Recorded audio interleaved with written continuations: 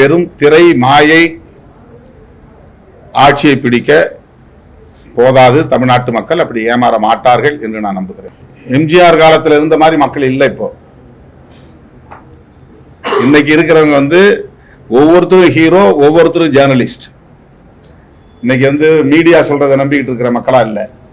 ஒவ்வொருத்தரும் மீடியா பர்சனா மாறிட்டான். ஒரு காலத்துல வெறும் ஹீரோவை திரையிலிருந்து பார்த்தான், அதனால அவனுக்கு ஒரு மயக்கம் இருந்துச்சு. இன்னைக்கு ஒவ்வொருத்தரும் தானே ஹீரோங்கிற லெவலுக்கு மேல வந்திருக்கிறான். அதனால அந்த 77 காலம் வேற, 2026 காலம் வேற. லட்சக்கணக்கிலே மக்கள் திரளுவது என்பது திரைப்படத்தில் புகழ்பெற்ற செல்வாக்கு பெற்ற கதாநாயகர்களுக்கு இயல்பான ஒன்றுதான்.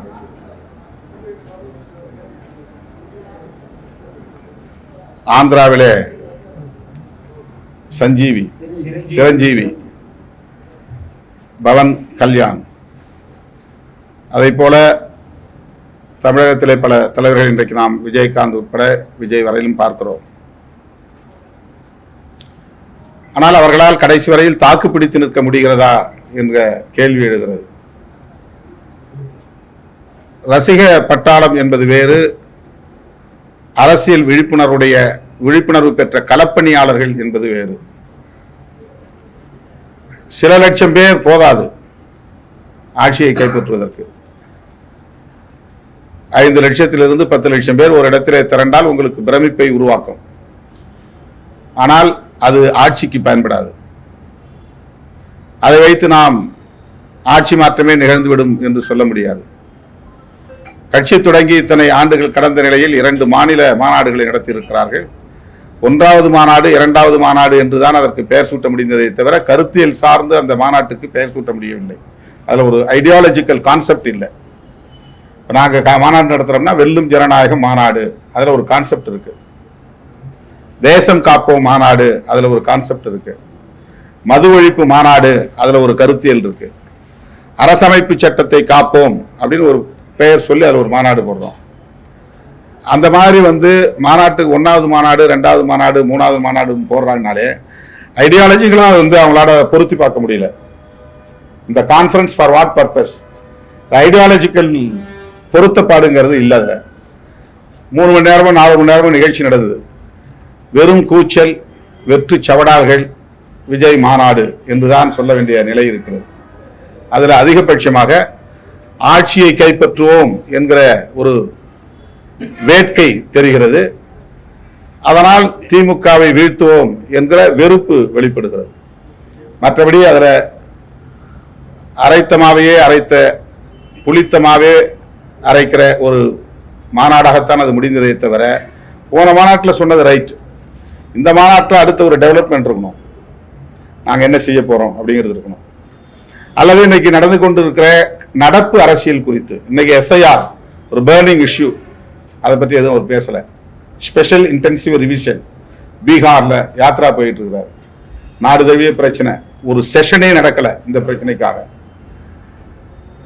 அடுத்து 3 சட்டங்கள் 30 நாள் உள்ள இருந்தா போதும் அவங்க பதவியை பறிச்சிட முடியும்னு ஒரு சட்டம் வந்திருக்கு. அது தொடர்பா 3 சட்டங்கள் வந்திருக்கு. இந்த சட்டங்கள் பற்றி அவங்களுடைய நிலைப்பாடு என்ன சொல்லல. தமிழ்நாட்டில் தூய்மை பணியாளர்கள் பிரச்சனை இப்ப பெரிய அளவில் விவாதிக்கப்பட்டது. அதை பற்றி அந்த கருத்தும் இல்லை. தமிழ்நாடு உட்பட இந்தியா முழுவதும் ஆணவ கொலைகள் அதிகரித்துக் கொண்டிருக்கின்றன, ஹானர் கில்லிங்ஸ். அதை பற்றி அவங்க நிலைப்பாடு என்ன தெரியல. பெரியார் என்ன சொன்னார், அதை சார்ந்த எந்த பேச்சும் இல்லை. அம்பேத்கர் எதற்காக பாடுபட்டார், அதை சார்ந்த எந்த கருத்தும் இல்லை. வெறும் திமுக வெறுப்பு, ஆட்சி அதிகாரம் என்கிற நிலையில் தான் ஒரு மாநாடு நடந்து முடிந்திருக்கிறது. எனவே அவங்க ஐடியாலஜிகளோட இன்னும் சிங்க்ரனைஸ் ஆகல. 1977 எம்ஜிஆரும் திமுகவை சொல்லி நடிகராக ஆனா செஞ்சு காமிச்சார் 77. அதே மாதிரி விஜய் இப்ப சொல்றாரு திமுக அடுத்த வருஷம் தேர்தல் எப்படி இருக்கு?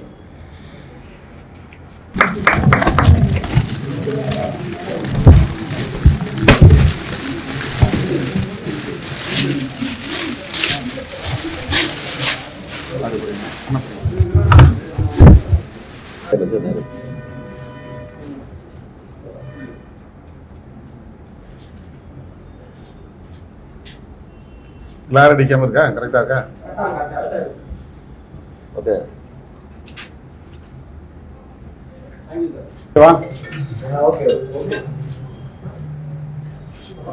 ரொம்ப ரெஸ்பெக்டோடு நான் இது இந்த கேரளத்துக்காக நான் வச்சது.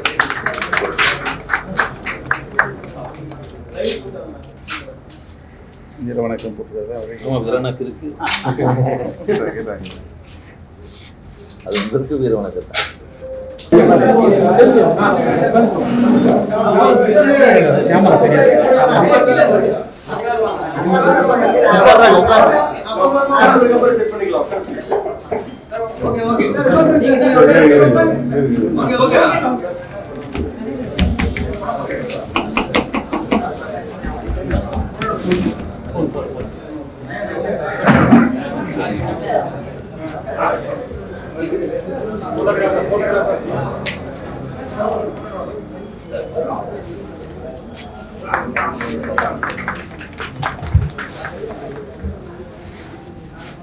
ரித்தேஷ்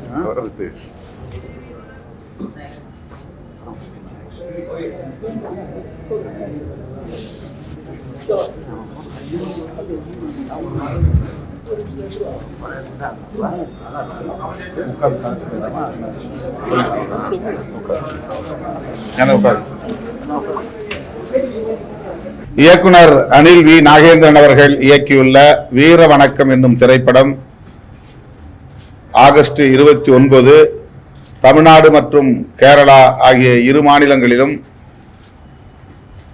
திரைக்கு வருகிறது. இயக்குனர் அவர்கள் சொன்னதைப் போல இரு மாநிலங்கள் தொடர்புடைய வரலாற்று நிகழ்வுகளை மையப்படுத்தி எடுக்கப்பெற்ற முதல் தமிழ் திரைப்படம் வீர வணக்கம். பி. கிருஷ்ணபிள்ளை கேரள மாநிலத்தில் கம்யூனிஸ்ட் கட்சி தோன்றுவதற்கு வளர்வதற்கு அடிப்படையாக பணியாற்றியவர். 20 ஆண்டுகளில் கேரளாவில் உழைக்கும் மக்களை அமைப்பாக்கிய பெருமைக்குரியவர். அவருடைய வரலாற்றையும் கம்யூனிஸ்ட் கட்சியின் வரலாற்றையும் சொல்லும் ஒரு திரைப்படமாக இந்த திரைப்படம் இயக்குனர் அனில் வி நாகேந்திரன் அவர்களால் படைக்கப்பட்டு இருக்கிறது.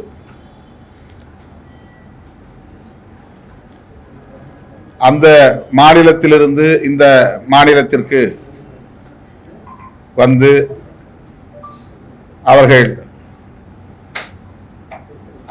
வாழ்ந்த காலத்தில் 2 மாநிலங்களிலும் முற்போக்கு சிந்தனையாளர்களை வளர்ப்பதற்கு அவர் அரும்பாடுபட்டிருக்கிறார். சமுத்திரக்கனி, பரத், ரித்தேஷ் ஆகிய 3 ஹீரோக்கள் இந்த படத்தில் குறிப்பிடத்தக்க கதாபாத்திரங்களை ஏற்று நடித்திருக்கிறார்கள். சுரபிலட்சுமியும் நடித்திருக்கிறார். அரசியலில் ஆர்வமுள்ளவர்கள், நேர்மையாக மக்களுக்கு பணியாற்ற விரும்புகிறவர்கள், தியாகம் செய்யும் தொண்டுள்ளத்தோடு பணியாற்றக்கூடியவர்கள் கம்யூனிஸ்டுகள் என்பதை இந்த திரைப்படம் உறுதிப்படுத்துகிறது.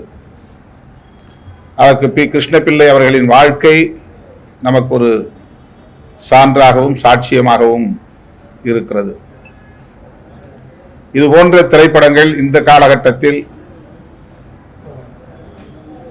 தவிர்க்க முடியாத ஒரு தேவையாக இருக்கிறது. பொது வாழ்க்கை என்பது வெறும் அதிகார வேட்டைக்கானதல்ல. அரசியல் என்பது சொகுசான சுகமான வாழ்க்கைக்கானதல்ல. அடித்தட்டிலே உழலக்கூடிய மக்களின் வாழ்வுரிமைகளை மீட்பதற்கும் வாழ்வாதாரங்களை பாதுகாப்பதற்கும் போராட வேண்டும், முழுமையாக அர்ப்பணிக்க வேண்டும், மக்களோடு மக்களாக இருந்து அவர்களை அரசியல்படுத்த வேண்டும். ஆதிக்க சக்திகளையும் அதிகார வர்க்கத்தினரையும் எதிர்த்து துணிந்து களமாட வேண்டும். அதுதான் உண்மையான பொது வாழ்க்கை, அரசியல் தொண்டு. அந்த செய்தியை உணர்த்தக்கூடிய, இளைய தலைமுறைக்கு எடுத்துச் சொல்லக்கூடிய ஒரு மகத்தான உண்மை வரலாறு தான் வீர வணக்கம் என்கிற இந்த திரைப்படம். இதனை விடுதலை சிறுத்தைகள் உள்ளிட்ட அனைத்து ஜனநாயக சக்திகளும் வரவேற்க வேண்டும். இதனை வெற்றி பெறச் செய்ய வேண்டும், வணிக ரீதியாக வெற்றி பெறச் செய்ய வேண்டும் என்று சொல்லவில்லை. இதனை கருத்தியல் ரீதியாக வெற்றி பெறச் செய்ய வேண்டும், வெகு மக்களிடத்திலே கொண்டு போய் சேர்க்க வேண்டும், இளைய தலைமுறையினரிடத்திலே கொண்டு போய் சேர்க்க வேண்டும். இப்படித்தான் பொது வாழ்க்கையில் ஒவ்வொருவரும் தன்னை ஒப்படைத்துக் கொள்ள வேண்டும் என்கிற செய்தி மக்களுக்கு போய் சேர வேண்டும். அப்படிப்பட்ட ஒரு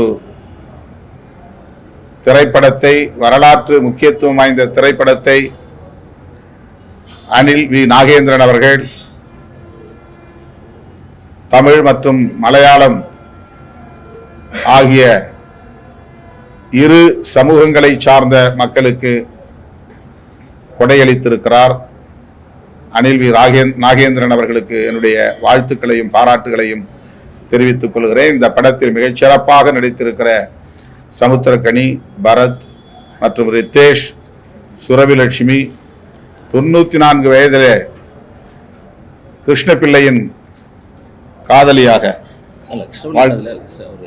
ஒரு போராளியின் காதலியாக நடித்திருக்கிறார். அவருடைய அர்ப்பணிப்பு மகத்தானது என்பதை இந்த திரைப்படம் நமக்கு உணர்த்துகிறது. இது காலத்தின் தேவை, வரலாற்றின் தேவை. இந்த திரைப்படத்தை அனைத்து தரப்பாரும் வரவேற்று வெற்றி பெறச் செய்ய வேண்டும் என்று வேண்டுகோள் விடுக்கிறேன். மலையாள சினிமாவில் அரசியல் தலைவர்கள், சமூக கருத்துக்கள், அவங்களுடைய இதெல்லாம் படமா வந்து நாராயணமூர்த்தி படமா வந்து பெரிய முக்கிய அம்பேத்கர். தமிழ் சினிமாவில் வந்து அயோத்தி ரெட்டமலை சினிமா விஷுவல் கூட இது வரைக்கும் இல்லை. அது மாதிரி உங்க வாழ்க்கை கூட சினிமா இருக்குமா? இப்போ கூட பாமக தலைவர் அந்த மாதிரிலாம் வருமா? உங்க வாழ்க்கையை சினிமா எடுத்து இப்போ கூட இதுக்கு பயன்படுத்துவீங்களா? அதை யோசிச்சுட்டு இருக்குது. ஒரு நல்ல ஆலோசனை. திரைப்பட துறையில் உள்ளவர்களுக்கு நீங்கள் இந்த ஆலோசனையை வழங்கியிருப்பதாக நான் எடுத்துக்கொள்கிறேன். விடுதலை சிறுத்தைகள் கட்சியும் அதை பற்றி சிந்திக்கவும் கடமைப்பட்டிருக்கிறது. வாய்ப்பிருந்தால் விடுதலை சிறுத்தைகள் அதுபோன்ற மகத்தான ஆளுமைகளின் வாழ்க்கையை குறும்படமாகவோ திரைப்படமாகவோ எடுக்க முயற்சிப்போம். உங்க வாழ்க்கை சினிமாவா இருக்கா? உங்க ஆரம்ப கால வாழ்க்கை போராட்டங்கள் நீங்க கலந்தது எல்லாம் யாரை ஹீரோ வச்சு எடுத்தா நல்லா இருக்கும்? அவரை தான் எடுக்கலாம். அவரை நாம் உயிரோடு இருக்கும்போது நாமளே தான் ஹீரோ. அவர் உயிர் தான் முக்கியம். நீங்க ஏதாவது திரைப்படத்தை பத்தி சொல்றீங்க? இங்க உட்காந்துருக்கீங்களா? இல்லைன்னா ப்ளீஸ் இப்படி உட்காந்துங்க. இல்லைன்னா ப்ளீஸ். 1940s கேரளாவில் நடந்த ஒரு ஸ்டோரி தான் ஒரு பார்ட்டு.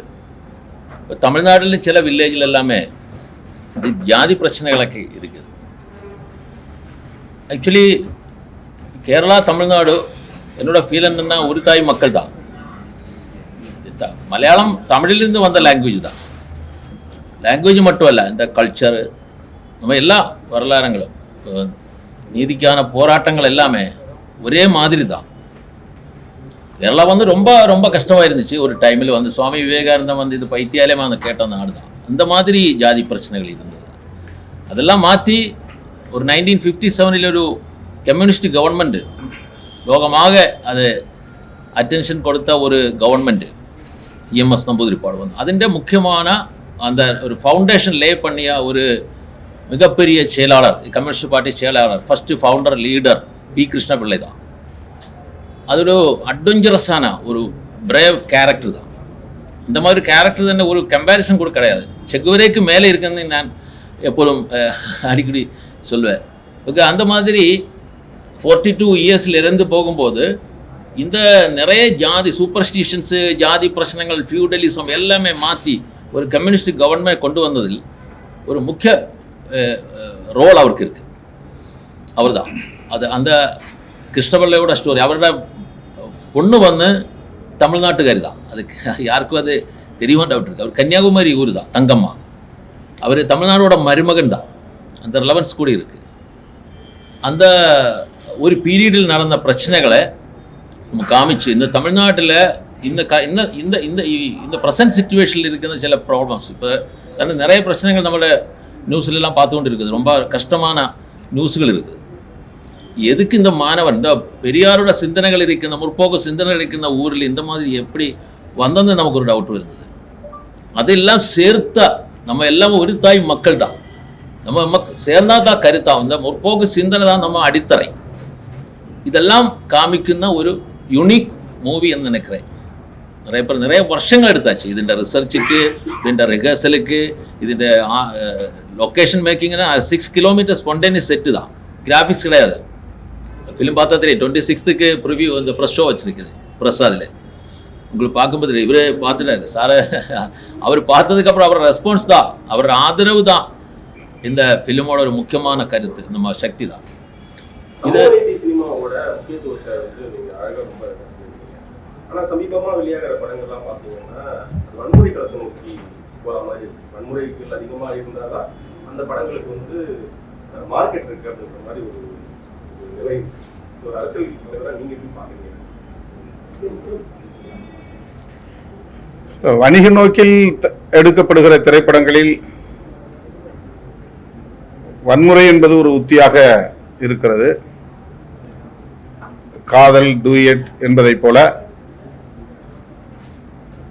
வயலன்ஸ், பெரிய அளவில் கதாநாயகன் வில்லன்களோடு மோதுகிற காட்சிகள், இரத்த கலரிகள், இவையெல்லாம் இளைஞர்களை ஈர்க்கும் என்கிற அடிப்படையில் வலிந்து திணிக்கப்படுவதாக நான் பார்க்கிறேன். அப்படி மக்கள் எதிர்பார்க்கிறார்கள் என்று சொல்ல முடியாது. இது வந்து திரைப்படத்துறையில் இருப்பவர்கள் மக்கள் மீது திணிப்பதாகத்தான் நான் உணர்கிறேனே தவிர மக்களுடைய எதிர்பார்ப்பது அல்ல. இப்ப வீர வணக்கம் போராட்டங்களை, அடக்குமுறைகளை காட்சியாக்கி இருக்கிறார்கள். அதிலும் வன்முறை இருக்கிறது. ஆனால் அது வலிந்து திணிக்கப்பட்டதல்ல, நடந்தது, வரலாற்றில் நிகழ்ந்தவை. அதை காட்டுவதற்காகத்தான் அந்த காட்சிகள் இருக்கின்றன. ஆக இது போன்ற காட்சிகள் நடந்தவை, இனி நடக்கக்கூடாது என்கிற அடிப்படையில் திரைப்படங்களில் காட்சிப்படுத்துவது வரவேற்கக்கூடியவை. வணிக நோக்கில் திணிக்கப்படுகிற வன்முறைகள் ஏற்புடையதல்ல. இந்தியாவில் எத்தனையோ மாநிலம் இருந்தாலும் தமிழ்நாட்டில் தான் சினிமாவுக்கு அரசியல் 67 50 வருஷமா சினிமாக்காரங்க சிஎம் இருந்தாங்க. ஒரு 10 வருஷமா தான் சினிமா இல்லாத வருங்காலத்துல சினிமாக்காரங்க தான் சிஎம் இருப்பாங்களா, எதிர்கட்சியா இருப்பாங்களா? உங்களோட கருத்து என்ன? திரை வளர்ச்சி இன்னும் தமிழ்நாட்டில் இருக்காங்க. அப்படி இருக்கிறதுனாலதான் வந்து திரைப்படத்துறையை சார்ந்தவர்கள் நம்பிக்கையோடு களம் இறங்குகிறார்கள். ஆனால் இன்றைய தலைமுறையினர் அரசியல்வாதிகளை விடவும் அரசியல் விழிப்புணர்வு பெற்றவர்களாக இருக்கிறார்கள் என்பதை நாம் கணக்கிலே கொள்ள வேண்டும், கருத்திலே கொள்ள வேண்டும். 40 ஆண்டுகள் 50 ஆண்டுகள் அரசியல் களத்தில் பணியாற்றக்கூடியவர்களின் போக்குகளை துணிந்து விமர்சிக்கக்கூடிய அளவுக்கு அரசியல் ஈடுபாடு, அரசியல் விழிப்புணர்வு தமிழகத்திலே கூடுதலாக இருக்கிறது, வளர்ந்திருக்கிறது என்று நான் நம்புகிறேன். எனவே வெறும் திரை மாயை ஆட்சியை பிடிக்க போதாது. தமிழ்நாட்டு மக்கள் அப்படி ஏமாற மாட்டார்கள் என்று நான் நம்புகிறேன். இத்தனை ஆண்டுகள் பலாயிரம் கிலோமீட்டர் தமிழ்நாடு ஒவ்வொரு இடத்துக்கும் போய் பிரச்சனைகளை சந்திச்சு மக்களோட மக்களா போய் பார்த்துருக்கீங்க. நடிகர் விஜய்ங்கிற ஒரு கட்சி ஆரம்பிச்சு எங்கேயுமே கூட ஃபீல் பண்ணல. 6 மணிக்கு மேலே பேச மாட்டாரு கிண்டல் பண்றாங்க. ஆனா அவரோட மாநாட்டுக்கு 8 லட்சம் பேர் எப்படி வந்தாங்க? என்ன காரணம்? லட்சக்கணக்கிலே மக்கள் திரளுவது என்பது திரைப்படத்தில் புகழ்பெற்ற செல்வாக்கு பெற்ற கதாநாயகர்களுக்கு இயல்பான ஒன்றுதான்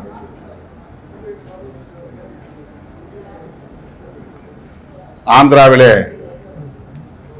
சிரஞ்சீவி பவன் கல்யாண், அதை போல தமிழகத்திலே பல தலைவர்கள் இன்றைக்கு நாம் விஜயகாந்த் உட்பட விஜய் வரையிலும் பார்க்கிறோம். ஆனால் அவர்களால் கடைசி வரையில் தாக்கு பிடித்து நிற்க முடிகிறதா என்ற கேள்வி எழுகிறது. ரசிக பட்டாளம் என்பது வேறு, அரசியல் விழிப்புணர்வு பெற்ற களப்பணியாளர்கள் என்பது வேறு. சில லட்சம் பேர் போதாது ஆட்சியை கைப்பற்றுவதற்கு. 5 லட்சத்திலிருந்து 10 லட்சம் பேர் ஒரு இடத்திலே திரண்டால் உங்களுக்கு பிரமிப்பை உருவாக்கும். ஆனால் அது ஆட்சிக்கு பயன்படாது. அதை வைத்து நாம் ஆட்சி மாற்றமே நிகழ்ந்துவிடும் என்று சொல்ல முடியாது. கட்சி தொடங்கி இத்தனை ஆண்டுகள் கடந்த நிலையில் 2 மாநில மாநாடுகளை நடத்தியிருக்கிறார்கள். 1வது மாநாடு 2வது மாநாடு என்றுதான் அதற்கு பெயர் சூட்ட முடிந்ததை தவிர கருத்தியல் சார்ந்து அந்த மாநாட்டுக்கு பெயர் சூட்ட முடியவில்லை. அதுல ஒரு ஐடியாலஜிக்கல் கான்செப்ட் இல்லை. நாங்க மாநாடு நடத்துறோம்னா வெல்லும் ஜனநாயகம் மாநாடு, அதுல ஒரு கான்செப்ட் இருக்கு. தேசம் காப்போம் மாநாடு, அதுல ஒரு கான்செப்ட் இருக்கு. மது ஒழிப்பு மாநாடு, அதுல ஒரு கருத்தியல் இருக்கு. அரசமைப்பு சட்டத்தை காப்போம் அப்படின்னு ஒரு பெயர் சொல்லி அதுல ஒரு மாநாடு போடுறோம். அந்த மாதிரி மாநாட்டுக்கு 1வது மாநாடு 2வது மாநாடு 3வது மாநாடு போடுறாங்கனாலே ஐடியாலஜிகளா அவங்களால பொருத்தி பார்க்க முடியல. இந்த conference for what purpose, ideological பொருத்தப்பாடுங்கிறது இல்லை. அதுல 3 மணி நேரமோ 4 மணி நேரமோ நிகழ்ச்சி நடந்தது. வெறும் கூச்சல், வெற்று சவடால்கள், விஜய் மாநாடு என்றுதான் சொல்ல வேண்டிய நிலை இருக்கிறது.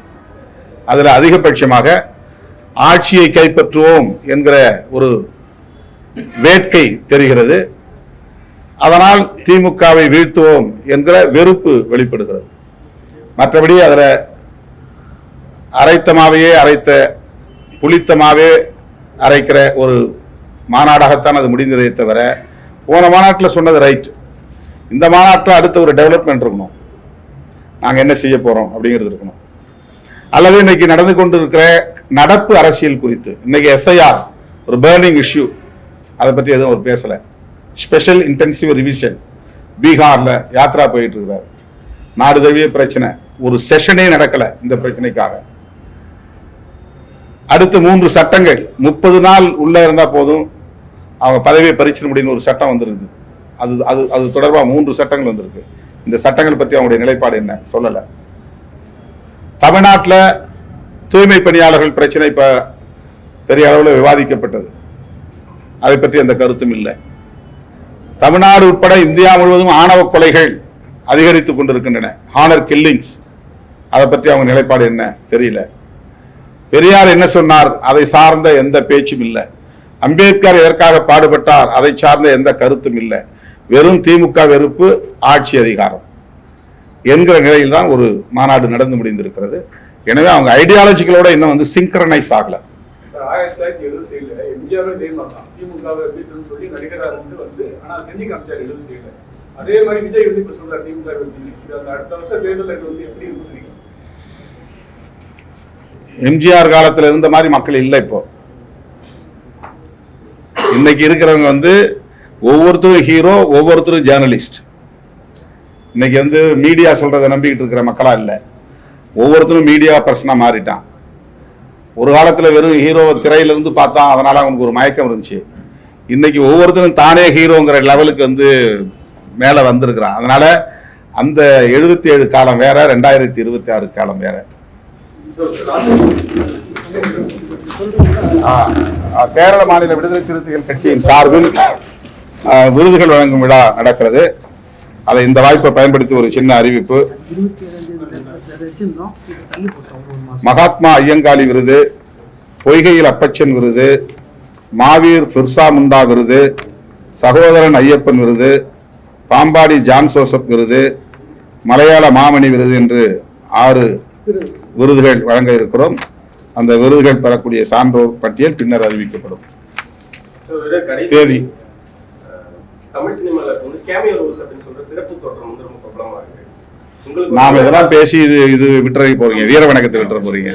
வீர வணக்கத்துக்கு முக்கியத்துவம் கொடுங்க. ரைட். நான் இன்னொரு நிகழ்ச்சி போகணும்.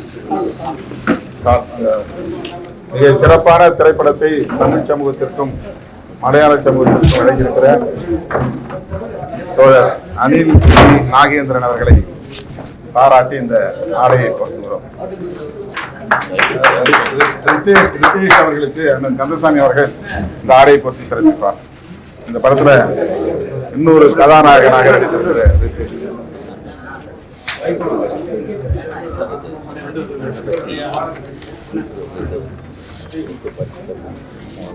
சார், நீங்களே அண்ணன் தலைவர் படத்தை வாழ்க்கை வரல நீங்களே எடுத்துருங்க. ஆமா, நீங்களே ஒண்ணு எடுத்துருங்க. அதுக்கு வேணும் நீதி நாத்தலாம்.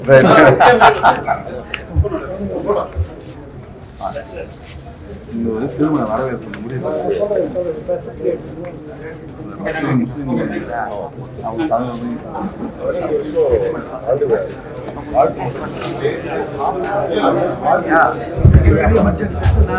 எவ்வளவு தேவைப்படுது?